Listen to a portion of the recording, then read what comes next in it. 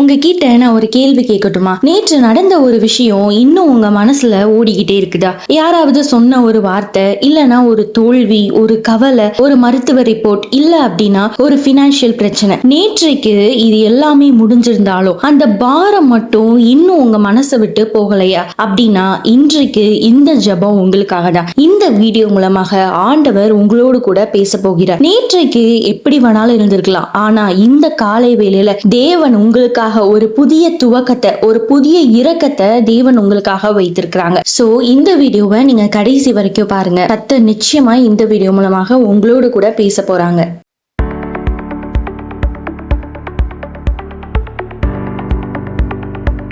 இப்போ நாம ஒரு வசனம் வாசிக்கலாம். புலம்பல் 3ஆம் அதிகாரம் 22, 23 வசனம். நாம் நிர்மூலமாகாதிருக்கிறது கர்த்தருடைய கிருபையே, அவருடைய இரக்கங்களுக்கு முடிவில்லை, அவைகள் காலை தோறும் புதியவைகள், உமது உண்மை பெரியதா இருக்கிறது. இந்த வசனத்துல பாத்தீங்க அப்படின்னு சொன்னா காலை தோறும் அப்படின்னு சொல்லி இருக்கும். அதாவது தேவன் வாரத்துக்கு ஒரு முறைன்னு சொல்லல, இல்லனா ஒரு மாசத்துக்கு ஒரு முறை அப்படின்னு சொல்லல. ஒவ்வொரு காலையிலும் நான் உனக்காக ஒரு புதிய இரக்கத்தை வச்சிருக்கேன் அப்படின்னு சொல்லி ஆண்டவர் இந்த வசனத்துல சொல்றத நம்ம பாக்குறோம். நம்ம வாழ்க்கையிலயும் ஒரு பழக்கம் இருக்கலாம். காலையில எந்திரிச்ச உடனே நம்ம போனை எடுத்து நியூஸ் பாக்குறது, ரீல்ஸ் பாக்குறது, இல்லனா மெசேஜ் பண்றது, இந்த மாதிரியான ஒரு ஹாபிட் இருக்கலாம்.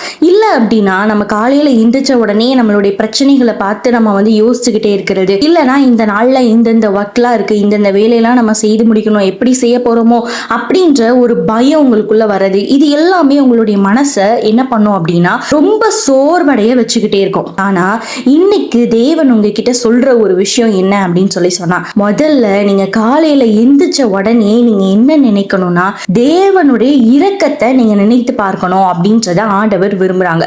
ஒவ்வொரு நாளும் ஆண்டவர் நமக்காக புது புது இரக்கத்தை தேவன் வச்சிருக்காங்க. அப்போ ஒவ்வொரு நாளும் நம்ம எந்திரிச்ச உடனே ஆண்டவருடைய இரக்கத்தை நம்ம நினைச்சு பார்க்கணும். இந்த நாள்ல நம்ம உயிரோடு எந்திரிச்சிருக்கோம் அப்படின்னு சொன்னாலே அதுவே தேவனுடைய பெரிய இரக்கம். அப்ப அதை நினைச்சு நம்ம தேவனை நன்றி சொல்றவங்களா நம்ம காணப்படணும்.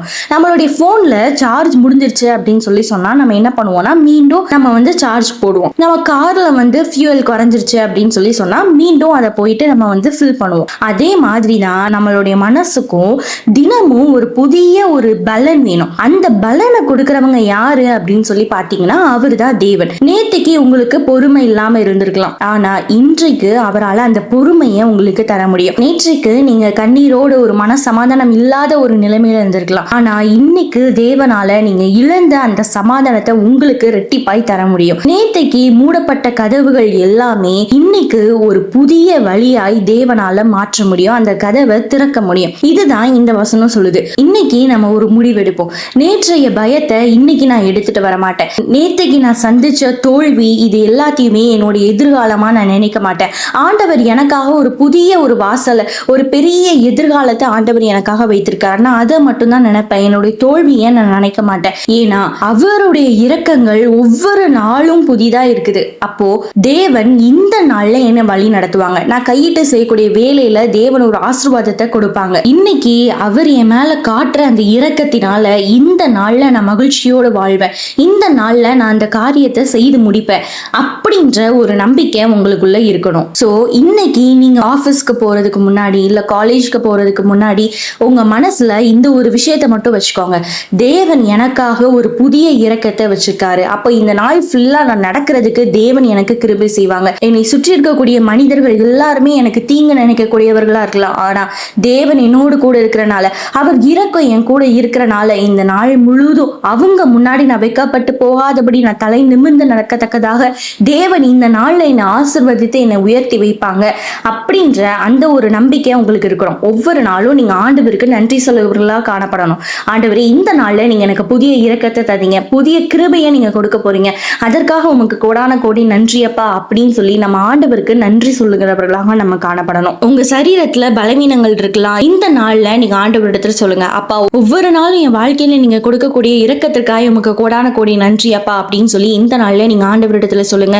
கண்டிப்பா தேவன் இந்த நாள்ல உங்க சரீரத்துல என்ன வியாதிகள் பலவீனங்கள் இருந்தாலும் தேவன் அதை மாற்ற வல்லமையுள்ள தேவனா இருக்கிறார். வைக்கிறார். உங்களுக்கு கடன் பிரச்சனைகள் இருக்கலாம், நீங்க பல நாட்களாக இதோடு கூட நீங்க போராடி கொண்டிருக்கலாம். ஆனா நீங்க ஆண்டவரிடத்துல முழுமையா ஒப்பு கொடுக்கும் போது, ஆண்டவரே நான் வந்து இந்த மாதிரி கடன் வாங்கினது தப்பு தான்ப்பா, என்னை நீங்க மன்னிச்சிருங்க, ஆனா இந்த சிச்சுவேஷன்ல எனக்கு நீங்க உதவி செய்யுங்கப்பா அப்படின்னு சொல்லி நீங்க ஆண்டவரிடத்துல சொல்லுங்க. ஆண்டவரே இந்த நாள்ல உங்களுடைய இரக்கம் என் மேல இருக்கிறதுக்காய் நன்றியப்பா, இந்த கடனை நான் அடைக்க நீங்க உதவி செய்ய போறதுக்காய் சுவாமி உமக்கு நன்றியப்பா அப்படின்னு சொல்லி தேவனை நீங்க ஸ்தோத்திரீங்க. கர்த்தர் நிச்சயமாக உங்க வாழ்க்கையில பெரிய அதிசயங்களை செய்வார்.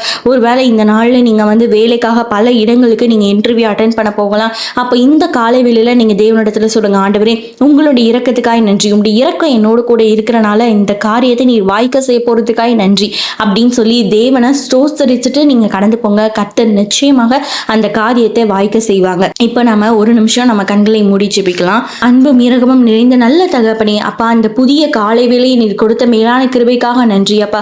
நேற்றைக்கு இருந்த எல்லா கவலைகள், எல்லா பாரங்கள் எல்லாவற்றையும் அப்பா உம்முடைய கரத்துல கொடுக்கிறோம் கர்த்தாவே. உம்முடைய வார்த்தையின்படி தகப்பனே இந்த காலை வேளையில உம்முடைய இரக்கத்தை அப்பா நாங்க அனுபவிக்க நீர் கிருபை கொடுக்க போறதுக்காய் சுவாமி உமக்கு நன்றி அப்பா.